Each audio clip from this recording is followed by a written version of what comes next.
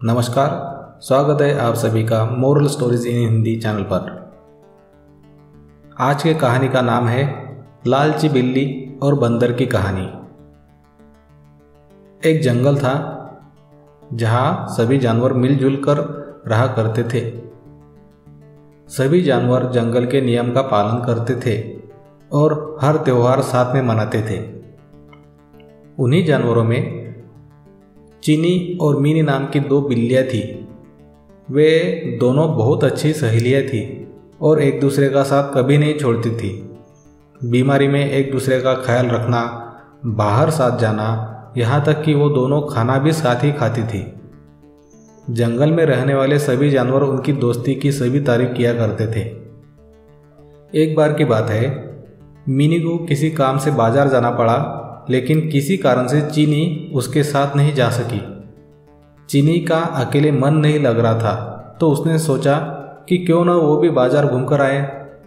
रास्ते में चलते हुए उसे एक रोटी का टुकड़ा मिला। उसके मन में अकेले रोटी खाने का लालच आ गया और वह उसे लेकर घर आ गई। जैसे ही वह रोटी के टुकड़े को खाने लगी थी, तभी अचानक मिनी आ गई। मिनी ने उसके हाथ में रोटी देखी तो उसने पूछा कि चीनी, हम तो सब कुछ बांट कर खाते हैं और तुम तो मेरे साथ ही खाना खाती थी, क्या आज तुम मुझे रोटी नहीं दोगे? चीनी ने मिनी को देखा तो डर गई और मन ही मन में मिनी को कोसने लगी। इस पर चीनी ने हड़बड़ाहट में कहा कि अरे नहीं बहन, मैं तो रोटी को आधा आधा कर रही थी ताकि हम दोनों को बराबर रोटी मिल सके। मिनी सब समझ गई थी।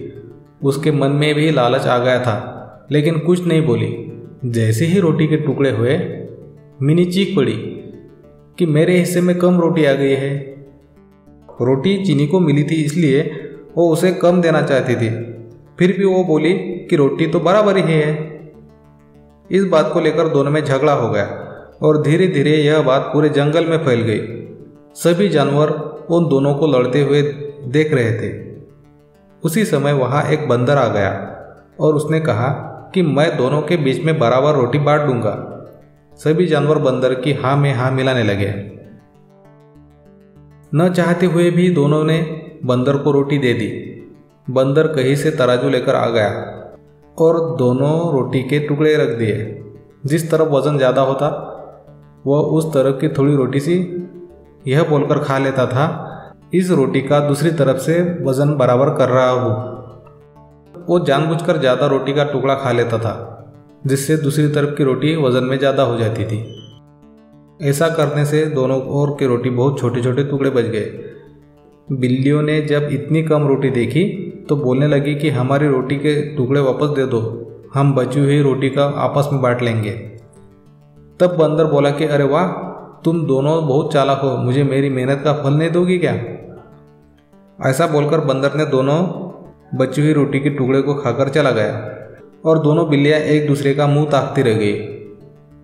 मोरल ऑफ द स्टोरी, इस कहानी से हमें यह सीख मिलती है कि हमें कभी भी लालच नहीं करना चाहिए।